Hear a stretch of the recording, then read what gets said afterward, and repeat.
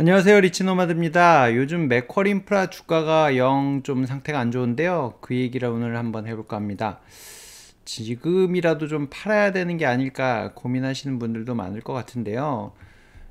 지금 보면 코스피도 2800선을 돌파하고 삼성전자도 뭐 10만 전자 이야기가 나오고 있고 개인들은 드디어 탈출했다 이러면서 막 팔고 가시는데, 맥쿼리인프라는 작년 말 대비해서는 2.3%, 210원 정도 마이너스인 상황입니다. 물론 이제 그나마 상반기 분배금 380원이지만 세후 15.4%를 띄고 나면은 겨우 0.2% 수준 이제 플러스가 나는 상황인데, 코스피가 8% 올랐는데 마이너스 2.3%라니, 아니 뭐 아무리 좋게 생각해도 0.2%라니 뭐 말이 안 되는 거죠. 물론 코스닥보다는 나을 수도 있지만 나스닥 이렇게 22%씩 날아가는 상황에서는 아주 답답하지 않을 수 없습니다. 앞으로 주가 흐름은 어떻게 될까 고민이 될 수밖에 없는데요. 그 얘기 한번 해보도록 하겠습니다. 맥쿼리인프라랑 코스피를 한번 비교를 해봤거든요.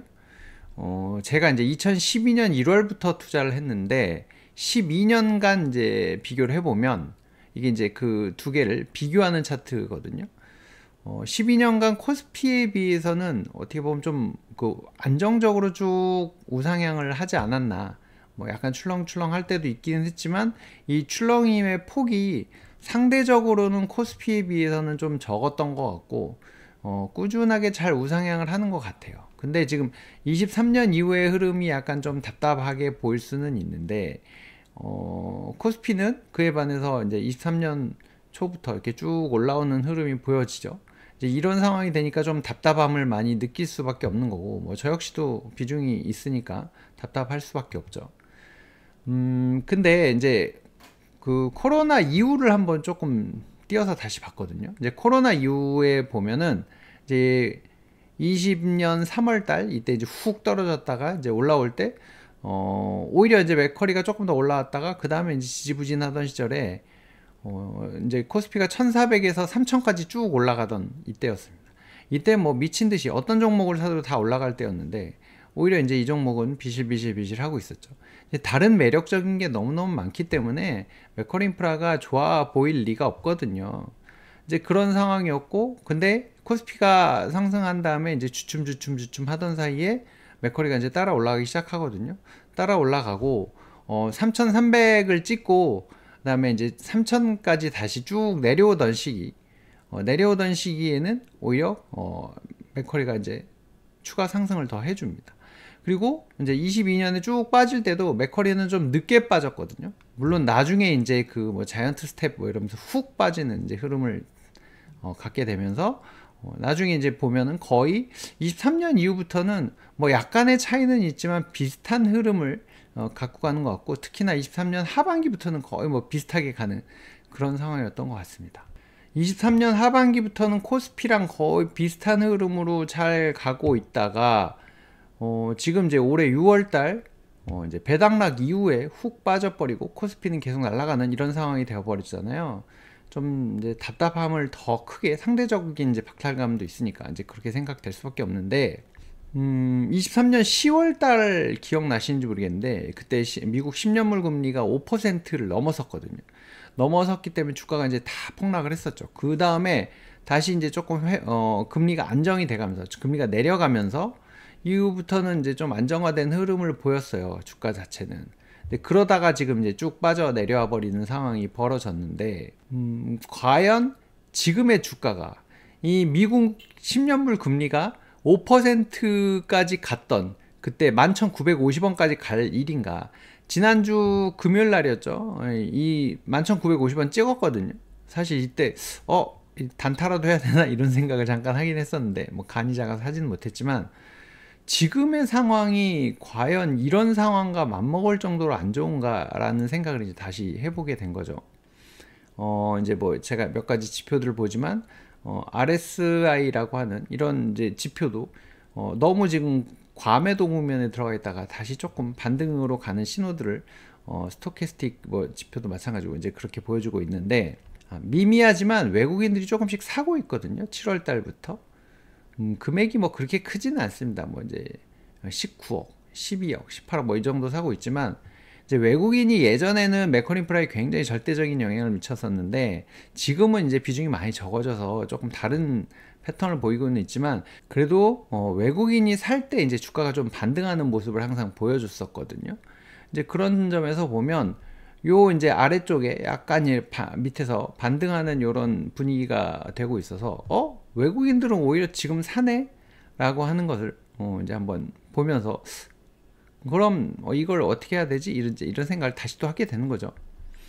근데 지금 이제 사람들이 걱정하는 것들, 데이터 센터 편입이라는 것을 이제 매컬인프라가 갖고 있었던 이제 한계가 전부 이 사업들 다 이제 계약 기간 끝나면 어떻게 해요? 라고 이거였는데 데이터 센터 같은 경우는 이제 영속적인 사업으로 갖고 갈 수 있는 거라서 이제 뭐 이런 좋은 자산이 들어오는데 이걸 왜 이렇게 부정적으로만 보지? 뭐 이제 이게 사실 유상증자에 대한 이슈 때문에 그렇거든요. 이제 유상증자가 뭐 일반적인 기업들에서는 유상증자의 이제 자금이 어떤 식으로 쓰이냐가 되게 중요한데 여태까지 매컬인프라는 유상증자가 굉장히 성공적으로 이루어졌고 그 다음에 이제 자산들도 잘 키워가는 이런 쪽이었는데 이걸 굉장히 부정적인 이슈로 본단 말이죠.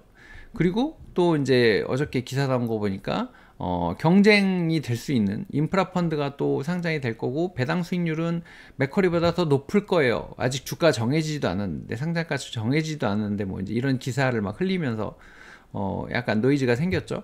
그리고 요즘에 월배당 상품들이 너무 많은데 맥커린프라는 반기 배당이니까 상대적으로 조금 매력이 떨어지는 거죠. 그리고 이미 이제 6월달 배당락 됐으니까 다음 거 받으려면 한 6개월 남았잖아요. 그러니까 그 사이에 이제 돈 빼갖고 다른 거 투자하고 있으면 되겠지. 특히 지금 삼성전자 같은 게 이제 막 날아가고 있고 이러니까 이제 뭐 그런 쪽으로 가도 괜찮잖아요.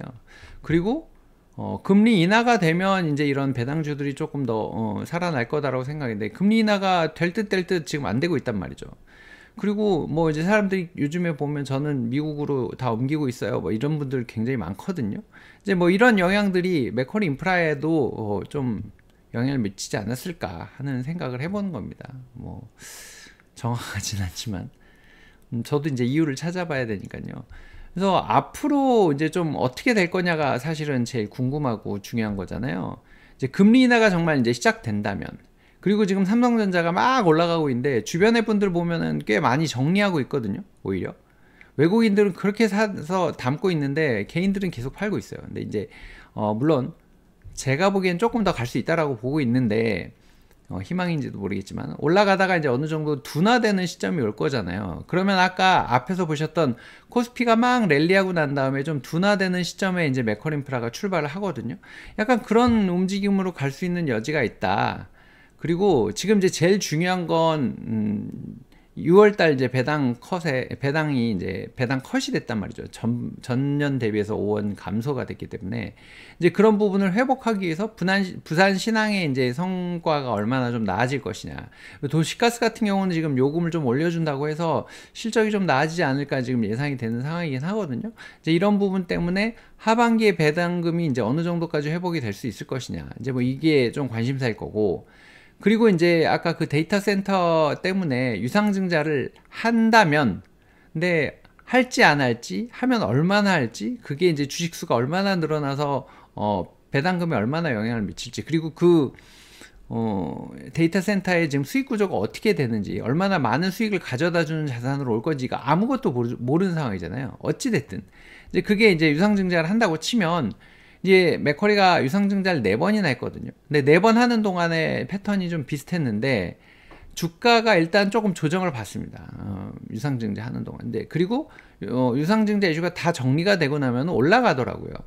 그게 작년에도 마찬가지였어요. 이제 물론 작년에는 올라가는 상승폭이 조금 작았어요. 이제 그런 부분이 좀 아쉽긴 했는데 이번에도 뭐 비슷하게 갈 수도 있지 않을까? 그러니까 어떻게 보면 당분간의 주가는 좀 이게 클리어해지기 전에는 명확해지기 전에는 좀 흐를 수도 있겠지만 장기적으로 놓고 봤을 때는 이런 이슈들이 좀 정리되고 나면 좀 올라갈 수 있는 여지가 있지 않나. 그러니까 어떻게 보면 저가 매수의 타이밍이 되지 않을까. 아까 말씀드렸던 대로 미국 국채 금리가 5%일 때 지금 주가를 보여주고 있단 말이죠. 근데 오히려 우리나라는 금리 인하가 좀 먼저 될 수도 있을 것 같다는 얘기들이 계속 나오고 있고 뭐 등등등을 감안하면 너무 지금 공포에 질리시기는 아니지 않을까라는 생각을 해봅니다.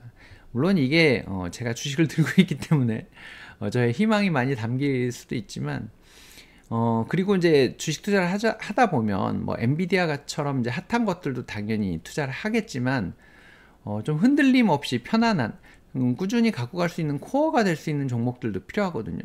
저는 여태까지는 이제 맥쿼리 인프라가 그랬는데 요즘에 이제 성장률이 조금 둔화돼서 약간 뭐 이 선수 교체들을 조금씩 하고는 있지만 그래도 중심을 편안하게 잡아주고 있다고 생각하거든요.